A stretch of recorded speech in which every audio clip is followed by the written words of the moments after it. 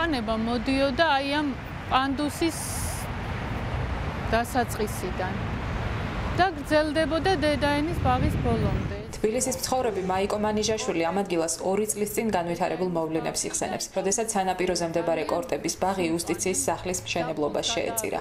ისეთი სიმწვანე იყო, მთელი დღე შეგეძლო ბავშვი გამოგეყვანი და ყოფილიყავი.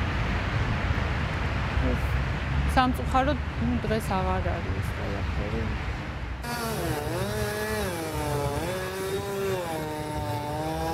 მრავალწლოვანი ხეების განადგურების პროცესი კარგად ჩანს უსაფრთხო სივრცის არქივში შემონახული ამ კადრებიდან. ქალაქის ცენტრში განხორციელებული მშენებლობით განსაკუთრებით უკმაყოფილოა ადგილობრივი მოსახლეობა. კორტები არის ყველაზე დიდი ტკივილი და რაც ამ უბანში მოხდა, ეს არის. კორტები და დედაენის ბაღიც. დედაენის ბაღისგან ფაქტიურად დარჩა პატარა სკვერი. 2 წლის წინ გაჩეხეს ბარათაშვილის ქუჩაზე მრავალწლოვანი ჭადრებიც, რომელიც მერიის პროექტის გაამწვანე შენი ქალაქის ფარგლებში დეკორატიული კვიპაროსებით ჩაანაცვლეს.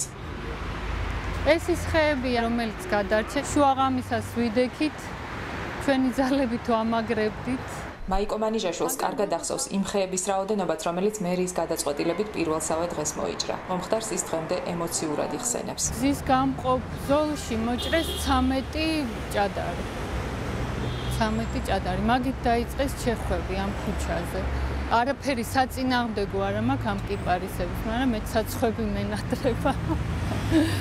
აბსოლუტურად ჯანმრთელი ხეები იყო, ძალიან ლამაზი და სადაც იყო, უნდა აყვავებულიყო. ერთი ღამე udaraჯეთ ნამდვილად და როგორც აღმოჩნდა, იმ ღამეს თურმე არც იყო ეს გადაწყვეტილი, რომ მოეჭრათ და დღისით მზისით მეორე დღეს მოვიდნენ პოლიციელების თანხლებით და მოძირკვეს მთლიანად.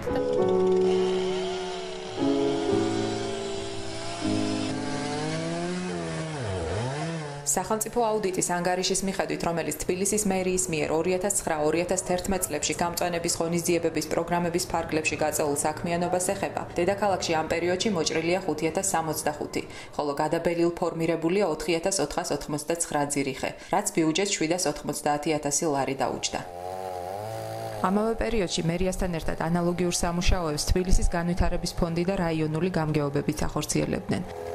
მათ მიერ 4376 ლარად მოჭრილია 13096, ხოლო გადაბელილ ფორმირებულია 21403 ძირი. აუდიტის ანგარიში გამწვანების ღონისძიების შესწავლისას გამოვლენილ 10-ზე მეტ დარღვევაზეა საუბარი. შესრულებული სამუშაოს მონიტორინგისას აღმოჩენილი ხარვეზები სარწყავი სისტემების ფუნქციონირებას, მცენარეების ჭრისა და მოვლით სამუშაოებს და სხვა საკითხებს უკავშირდება. ძალიან გული გამწდება, ხო ეს მაგნელიაც რომ მოჭრან რა. ის რომ აღმაშენებელზე ხოლგის გარეშე სიარული იქნება შეუძლებელი, ეს არის ფაქტი. ხეების გაჩეხვა დედაქალაქში ხშირად მოსახლეობის პროტესტის ფონზე მიმდინარეობდა. ეზოები გაგვიჩეხეს აბსოლუტურად ჩვენ სიმწვანე აღარ აგვაქვს და აი ამ კუნძულს აი ჩვენთვის ეს არის უკვე სასიცოცხლო დრო.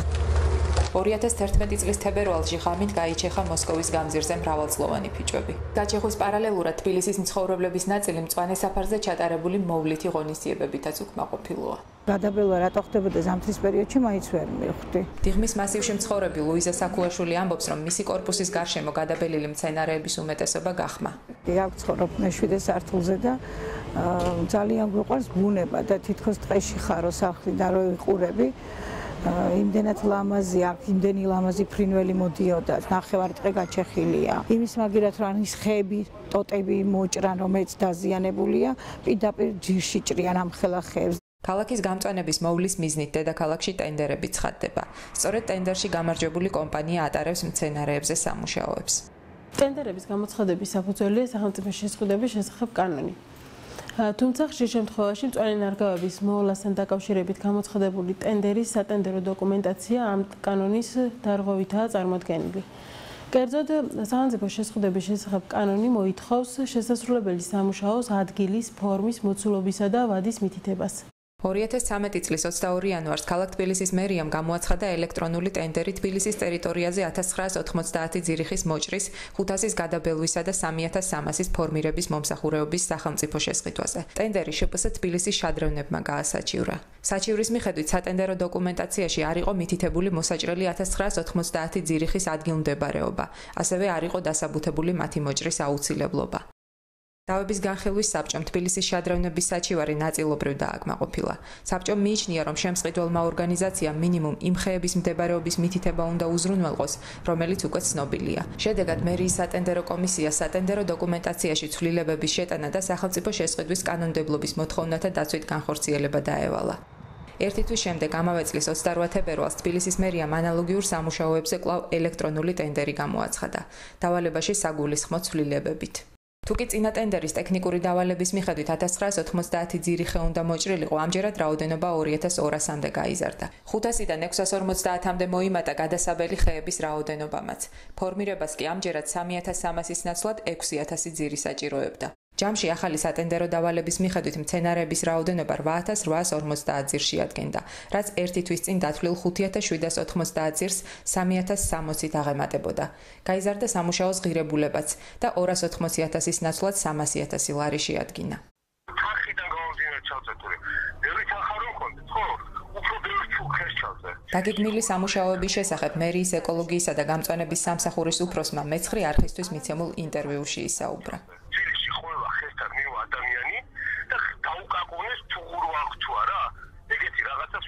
პრაქტიკაში არ არსებობს. სინათლე ვერ განსაზღვრავს, რომელი ხე არის.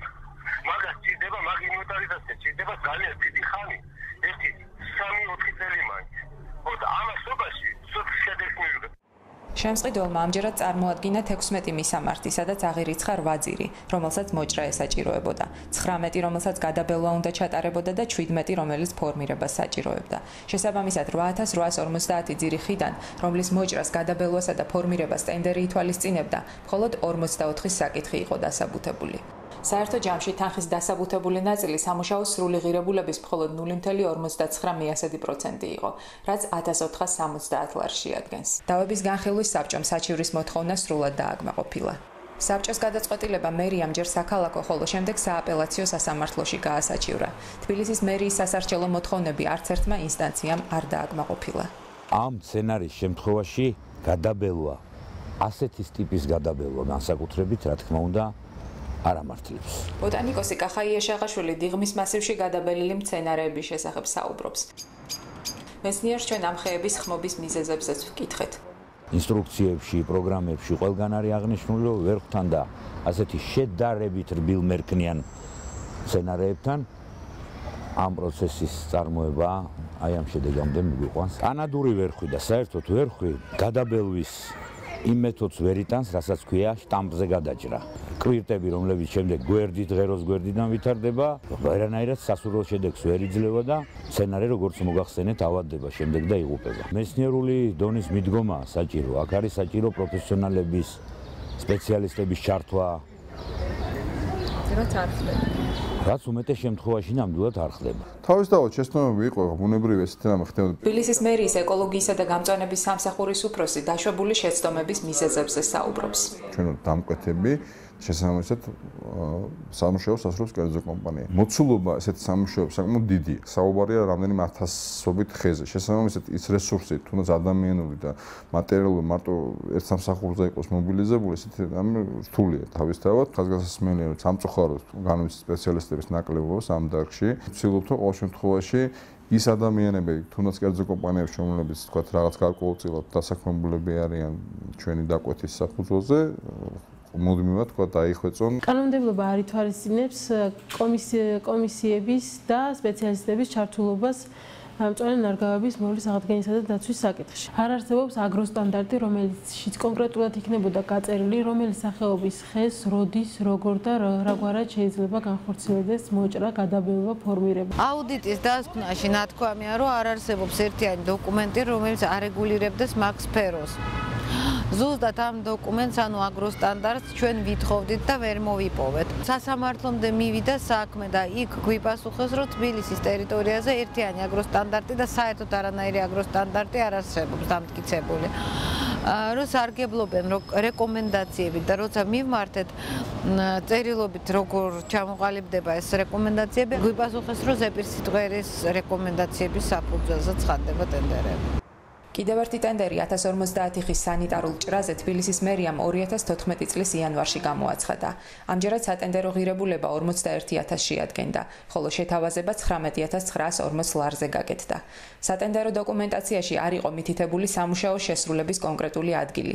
დოკუმენტაციას კი არ ახლდა შესაბამისი კვლევის მასალები, რომელიც ჭრის აუცილებლობას დაასაბუთებდა. რომ ჩატარდეს კვლევა და მონიტორინგი იმ ნარგავების, რომელსაც ქალაქში ჭირდება დღეს ფორმირება და ჭრა და ასე შემდეგ, ხო? ეს არის საკმაოდ შემოტევადი პროცესი. საჭიროებს ძალიან დიდ როგორც ადამიანურ, ისე მატერიალურ რესურსს და ძალიან ბევრი დრო ჭირდება. თუმცა ჩვენ ხშირ შემთხვევაში ვიღებთ ხოლმე სურათს, რომ რა ვიცი, თუნდაც გუშინ მოხდა ესეთ ფაქტი, რომ თქვა წვიმის და კედელი ხარის დროს წაიქცა ხე ყაზბეგის გამზე. გამის აღრიცხვა ჩვეულებრივი ხეა, რომ შეხედა საღიხია ბუნებრივია, თუმცა ხდება ხოლმე ეგ მიწის ქვეშ გრახდება, ძალიან რთული გამოსაკოლეა ბუნებრივია. კონკრეტულად რატომ არ არის ხე მითითებული, ხის ძილი მითითებული თუ სად მდებარეობს ესა თუ ის საინტერესოდ მოსაჭრელი ხე? მე მგონი გიპასუხეთ, რომ ეს არ არის წინასწარ დაგეგმილი და არ არის წინასწარ ცნობილი. ტენდერი ორგანიზაცია უსაფრთხო სივრცემ დავების საბჭოში გაასაჩივრა. საიდან დადგინდა, რომ 1050 ძირის საიდან განისაზღვრა? ეს განისაზღვრა ეს არ არის ესე რომ თქვი, გინდა თუ 1050 იქნება, ეს არის ძირითადად თანხიდან გამომდინარე, რაც საშუალებაც არის ბიუჯეტში, იქიდან გამომდინარე. საუბარი იმაზე, რომ აი ესეთი რო გექნება დაუშვათ 15 დასკვნა, მერე გამოაცხადოთ ტენდერი ფორმირებაზე, აკი მოჭრაზე. 20 დღე იმაზე მე შესყიდვებით 20 დღე იმას უნდა ველოდო, მე იმას უნდა ველოდო, მე შესყიდვას არის მონიტორინგი, შეფასება, განფასება, წინასწარ ვიჭე. დიდგორი, გეოგრინი, თბილისი, ანანო და გიორგი შეფასე ამერსერვის მცენარეთა ძოლა იყო ისეთი ტენდერი იყო. მცენარეთა დაცვის საწარმო. ამავდროულად სავარაუდო ღირებულება იყო 41000 ლარი და ამ ადამიანებმა იმდენი გათვალეს და გამოთვალეს, რომ ყველა რაუნდში მონაწილეობა მიიღეს. აი ყოველივე ამის გათვალისწინებით მაინტერესებს დაუშვათ ან ეს 5 კომპანია არის ასე კაცრავდა გიჟების ნაკრები, იმიტომ რომ რაზე ივაჭრეს ამის რას თავაზობენ ვერ ესმით, ან თქვენგან ვერ ვიღებთ შესაბამის დასაბუთებას. მე მგონია რომ ვერ ესმით რაში იღებენ მონაწილეობას, იმიტომ რომ როგორც აღმოჩნდა, ეხლა 19000 ლარად უნდა გამოავლინოს კიდევაც. დავადება და თან უნდა მოჭრას კიდევ. როგორ შეიძლება რომ თვითონ მონიშნოს, ხედავ თვითონ მოჭრას. კანონი პირდაპირ ავალებს გამწვანების და ეკოლოგიის სამსახურს აღრიცხვის უწყისის შედგენა. პრაქტიკა საერთოდ არ შეესაბამება კანონს. აღრიცხვის უწყის რომ მაქვს, მე რო ახორციელებ ჭრას. ხოდა ეს აღრიცხვის უწყისი ამ შემთხვევაში მოდის, მithანხმებს. და ვაძებ. როგორ გეკადრებათ, თქვენ ვალდებული ხართ, ჩაატაროთ კვლევა, მე შეავსოთ აღრიცხვის უწყისები, გადაუგზავნოთ ზედამხედველობას, რომ ზედამხედველობამ შეამოწმოს მჭრელი. ზედამხედველობა ამ შემთხვევაში არ აკონტროლებს, ზედამხედველობა აკონტროლებს ყოველ კერძო საკუთრებაში, როცა გავცეთქოთ ნებართვას, მაშინ არავითარ შემთხვევაში. დღეში დადის. არავითარ შემთხვევაში ყველა ვარიანტში თქვენ გადასცემთ ზედამხედველობას. დაუნომრა, ქალაქში დაუნომრა, მოუნიშნა ხე თუ იქნება. თქვენ ყველა ვარიანტში ვალდებული ხართ. მაშინ ადგენს ის ოფს. საბჭო ვერ იმსჯელებს იმაზე, მერია როგორ ახორციელებდა მერის სამსახურები, მისთვის სხვა კანონმდებლობებს. დავების საბჭომ უსაფრთხო სივრცის საჩივარი სრულად დააკმაყოფილა და ტენდერი შეწყდა. მაინც ჩვენ მიუხედავად ამისა, გადავეთანხმეთ ამ შემთხვევაში გადაწყვეტილებაზე კანონს მივყევით. 2013 წელს გლდანის ნაძალადების და კრწანისის გამგეობებმა გამოაცხადეს ტენდერი ხეების მოჭრაზე, გადაბელვასა და ფორმირებაზე. მათ მიერ წარმოქმნილ სატენდერო დოკუმენტაციაში არ იყო მითითება არც ხეების მისამართების შესახებ და ასევე არ იყო დასაბუთებული ამ ხეების მოჭრის, გადაბელვისა თუ ფორმირების აუცილებლობა. ამიტომ ჩვენმა ორგანიზაციამ მიმართა დავების განხილვის საბჭოს და მოითხოვა წარმოქმნილი სატენდერო დოკუმენტაციის გაუქმება და ტენდერის შედეგების გაუქმებაც. რო შეხვედრი ეხა უბანში ერთხელ მოჭერი ჩამოყარე ტოტები, მე იმას დანაგია. ეს სხვა შორის კარგი კითხვა რა, ითქვა 95 ჩაატარეთ ტენდერი. მე ცოტა ადრე რომ მივხვდები რომ მეწურება და აშკარად გაგზავნება, მოხდა მეტია თანდარებს, იმიტომ გამოაცხადა. მაშინ ესე ზუსტად მაშინ ეხლა ტენდერი გამოაცხადეთ იმაზე რაც იცით, მე რაც არ იცით და იმაზე მე ისევ გამოაცხადეთ. მან გაგვირთულებს. იმის მიუხედავად, რომ არც ერთი ტენდერი სატენდერო დოკუმენტაციაში ჭრების ჩატარების აუცილებლობა დასაბუთებული არ იყო და არ იყო მითითებული ხეების მისამართები, დავების განხილვის საბჭომ საჩივარი არ დააკმაყოფილა. რაიონების ტერიტორია მიიჩნია შედარებით უფრო კონკრეტულად მითითებულ მისამართად და ჩათვალა, რომ სატენდერო დოკუმენტაცია კანონმდებლობის სრული დაცვით იქნა წარმოდგენილი. ამ დროისთვის თბილისში არ არის ჩატარებული მცენარეების ინვენტარიზაცია, რაც მათ დეტალურ აღწერას ნიშნავს. ამ მიზნით 2013 წელს თბილისის მერიამ 4 ტენდერი გამოაცხადა. ერთ-ერთი ადამიანი ამ ტენდერის მიხედვით ვერ მიხვდება რას ხო. აი სული რას ხო. ქალაქის ყველა უბნის ინვენტარიზაცია 4 დავალებაში იყო გადანაწილებული, რომელთა საერთო ღირებულება 2.640.000 ლარს შეადგენდა. სატენდერო დავალების მიხედვით შემსრულებელს 100-მდე დასახელების უძრავი ობიექტი უნდა აღეწერა. ჩამონათვალში შედიოდა გასათიბი ტერიტორიები, ფართობი მწვანე ნარგავების ქვეშ გზაბილიკები და მოედნები, ბეტონის ფილები, საბორდიურე ბუჩქები, ცალკე მდგომი ბუჩქები, ხვიარა მცენარეები, ხემცენარეები, ზრდასრული ხემცენარეები, ახალგაზრდა ხემცენარეები, სარწყავი, ბავშვთა სათამაშო მოედნები, აიწონა და იწონა სასრიალო, საქანელა, საქვიშე, ტრენაჟორები, სანაგვეურნები, სტადიონები, წყლის სასმელის სოკო, წყარო, შადრევანი, დეკორატიული ქოთნები, კედლის სანათები და სხვა და სხვა. შემსრულებელს როგორც არ უნდა მოემდებინა, რეალურად შეუძლებელი იყო გარკვევა იმის, რას ითხოვდა მისგან მერია. მითითებული იყო, რომ ინვენტარიზაცია უნდა ჩატარებული იყო მუნიციპალურ მიწის ნაკვეთებზე. მაშინ, როდესაც ქალაქ თბილისის ტერიტორია მოიცავს ასევე სახელმწიფო საკუთრებაში და კერძო საკუთრებაში არსებულ მიწის ნაკვეთებს, არ იყო მითითებული, რა პრინციპით უნდა მომხდარიყო ინვენტარიზაციის ჩატარება, რა დიამეტრის მქონე ხის აღრიცხვა ხდება. ბუჩქად რა ითვლება, ხედ რა ითვლება, ეს არ არის განსაზღვრული არსად. შესაბამისად, შემსრულებლისთვის გაურკვეველი იქნებოდა, რა პრინციპით უნდა მოეხდინა ინვენტარიზაცია.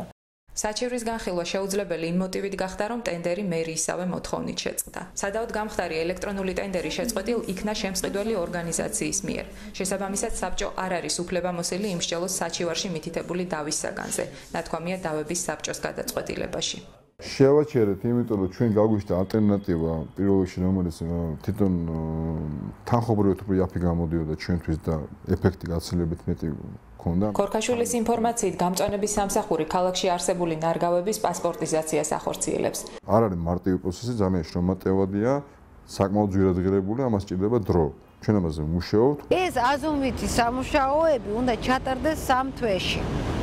დამკვეთი არის რატომღაც გამწვანების სამსახური და არა არქიტექტურა. და სამუშაოები ტარდება მხოლოდ თვითმმართველი ერთეულის საკუთრებაში მყოფ და დაურეგისტრირებულ ტერიტორიებზე. როგორ შეიძლება გენერალური გეგმის და урბანული სამსახურის გარეშე გადაწყდეს ეგეთი საკითხები? სან უნდა აიზომოს და სად არა. ყველაზე დიდ პროცენტს თბილისის გამწვანების შეადგენს შიდა კორპუსული ტერიტორია, შიდა კორპუსებს შორის, რაც არის გამწვანება. ის არ იქნება არანაირად ამის შედეგად დაფიქსირებული. ვიდრე რამე ტენდერი გამოცხადდება და კონკურსი გამოცხადდება ამ საკითხთან დაკავშირებით, ჯერ არსებული მდგომარეობის შესწავლა აუცილებელი და პროფესიონალურ დონეზე დავალების დაწერა. ურბანისტი ირაკლი მურღულია იმ მეთოდებზე საუბრობს, რომლითაც დედაქალაქში არსებული გამწვანების მოვლა უნდა ხორციელდებოდეს. აღირიცხვა პირველი ეტაპი რაც არის, ეს გენგეგმის საქმე არის პირველ რიგში, მაგრამ ვინაიდან დღევანდელი მდგომარეობით გენგმაში არ არსებობს ცალკე ესეთი თემატური რუკები, სადაც იქნება რეკრეაციული სივრცეები აღრიცხული, საჭირო არის ცალკე ახალი პროექტის გაკეთება, რომელიც ამ გენგის ნაწილი გახდება. პირველ რიგში უნდა დადგინდეს ის ტერიტორიები, რომლებიც რეალურად არის გამწვანებული, რომელსაც სარეკრეაციო ფუნქცია გააჩნია. რაჯიშის ხეები არის, რამდენწლიანი ხეებია, რა მდგომარეობაშია ისინი. მეორე არის ის, რომ ქალაქმა უნდა გამოავლინოს ის ტერიტორიები, რომლებიც შესაძლოა გამოყენებული იქნას რეკრეაციული სივრცეების მოსწყობად. ერთი არის ის ტერიტორიები, რომლებიც სახელმწიფო საკუთრებაშია, ან ადგილობრივი თვითმმართველობის. ეს ტერიტორიები უნდა დარეზერვდეს იმისთვის, რომ ის დეფიციტი, რომელიც სტანდარტებთან მიახლოებისთვის აუცილებელი არის, ქალაქმა ეს ტერიტორია არ უნდა გაასხუსოს და გამოიყენოს მხოლოდ და მხოლოდ რეკრეაციული ფუნქციის გასავითარებლად. ასეთი კადასტრის გაკეთების შემდეგ უნდა გაკეთდეს პროექტი. ამ ტერიტორიაზე რისი აშენება შეიძლება, რისი არ შეიძლება და მეორე ის ტერიტორიები, რომლებიც არ არის ჯერ გამწვანებული, მათი გამწვანება როგორ უნდა მოხდეს? რაჯიშის ხეებით უნდა მოხდეს, ეს ხეები რასახშით როგორ უნდა დაირიგას და პროგრამა უნდა დაიწეროს ეს ტერიტორიები როგორ უნდა განვითარდეს. იგეგმება მორწვა მაგალითად დეკემბრის თვეში მზიურში. უსაფრთხო სივრცის დამფუძნებელი ანა გაბრიაძე ქალაქის გამწვანების მოვლის მიზნით გამოცხადებულ იმ ტენდერებზე საუბრობს, რომელზეც არასამთავრობო ორგანიზაცია წლების განმავლობაში მუშაობდა. უამრავი ახალი ენერგი ხმება უბრალოდ. მე ხდება ამ ენერგიების ჩანაცვლება. საუბარი არის მხოლოდ იმაზე, რომ სახელმწიფოს არ ადგება ზიანი. ჯერ ერთი მაგის მონიტორინგის ჩატარება, რამდენად არ ადგება ზიანი, ძალიან რთულია. ჩვენ ქალაქში არსებობს ხეების სასაფლაოები უბრალოდ. მე ვარ მომსწრე, როცა 560 ძირი ხე გახმა დიღმის ტყეპარკში და ჩაანაცვლეს თავიდან. 1000ობით ალვის ხე არის გადაბელილი და წინასწარ იცის ყველამ, რომ ეს ხე გახმება. ანუ ერთ წელიწადს ამაზე იხარჯება თანხა გადასაბელად და მეორე წელს ეგ იჭრება.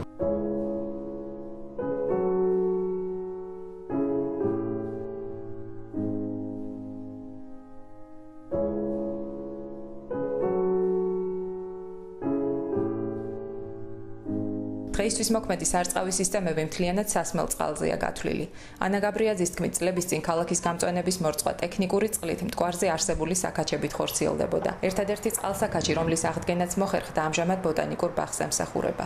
იმის ნაცვლად, რომ ის ძველი აღედგინათ, უზარმაზარი თანხებია დახარჯული ახალ სარწყავ სისტემებზე, რომელიც არანაირად არ წარმოადგენენ სარწყავ სისტემას. ეს არის გაზონის მორწყვა. დღევანდელი მდგომარეობით ჩვენ ვიყენებთ ჩვეულებრივ სასმელ წყალს. ვიხდით თანხას ჩვეულებრივ როგორც თქვა სხვა ორგანიზაციები იხდიან. ქორქაშვილი ამბობს, რომ ქალაქს მწვანე ნარგავების მოსავლელად საკმარისი ტექნიკური წყლის რესურსი არ გააჩნია. მისივე თქმით, თბილისის ძველი სარწყავი სისტემა წყობრიდან მთლიანად არის გამოსული და მისი თანამედროვე სისტემების ჩანაცვლება ეტაპობრივად ხორციელდება. როცა ხდება თქვა ჩანაცვლება, თქვა გამხმარი ენერგიის ახალი ენერგიაც არის თავიდან ბოლომდე იმ კომპანიის ვალდებულება, რომლისგანაც ჩვენ ვყიდულობთ ენერგს ტენდერის საშუალებით. თუ ხდება თქვა ხმობა, ან თქვა არასაკმარისი ყურადღების გამო, ან თქვა ის რომ ენერგმა თქვა ვერ მოახდა ადაპტაციის ვალდებულია მოწოდებული კომპანია ჩავინაცვლოს ერთ წლის განმავლობაში ახალი ენერგია. ეს არ არის დაკავშირებული დამატებით ხარჯებთან სახელმწიფოს მხრიდან. გამწვანების ღონისძიებებთან დაკავშირებულ დარღვევებზე კომენტარი ჩვენ სახელმწიფო აუდიტის სამსახურსაც ვთხოვეთ, რაზეც შემდეგი შინაარსის წერილით გვიპასუხეს.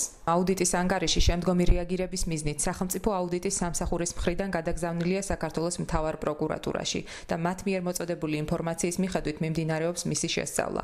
ამდენად გამოძიების ინტერესებიდან გამომდინარე სახელმწიფო აუდიტის სამსახურს მიზანშეწონილად არ მიაჩნია სისხლის სამართლის საქმის დასრულებამდე საჯარო განხილვებში მონაწილეობის მიღება. ნათქვამია სახელმწიფო აუდიტისგან მიღებულ წერილში. რაღაც ნაწილს ბუნებია ჩვენ გავითვალისწინეთ, რაღაცაზე ვიდავებთ, ხო? ანუ ჩვენ სხვა გვაქვს იმის უფლება, რომ სამართალი ვეძებოთ. ქორქაშვილი ამბობს, რომ აუდიტის ანგარიში მისმა უწყებამ სასამართლოში გაასაჩივრა. შევიტანეთ საჩინაროს დაკავშირებით, ჰქონდა თქვათ იგივე პრეზიდიუმში დავა რაღაც საკითხებთან დაკავშირებით. თუ თქვათ ამის დაინტერესდებიან საგამოძიებო ორგანოები, ამას გაირკვევა ხო ყველაფერი. პროკურატურის მიერ საკითხის შესწავლამდე უსაფრთხო სივრცის იურისტები მოქმედ კანონმდებლობაში არსებულ ხარვეზებზე საუბრობენ. ერთ-ერთი ნორმა, რომელიც განსაზღვრავს მწვანე ნარგავების მოვლას, ეს არის ქალაქ თბილისის ტერიტორიაზე მწვანე ნარგავების დაცვის მოვლისა და აღდგენის წესი, თუმცა აღნიშნულ წესშიც უამრავი ხარვეზია გამოტანილი ტყის კოდექსიდან ძირითადი მუხლები და ნორმები და არასახავს ქალაქის რეალობას.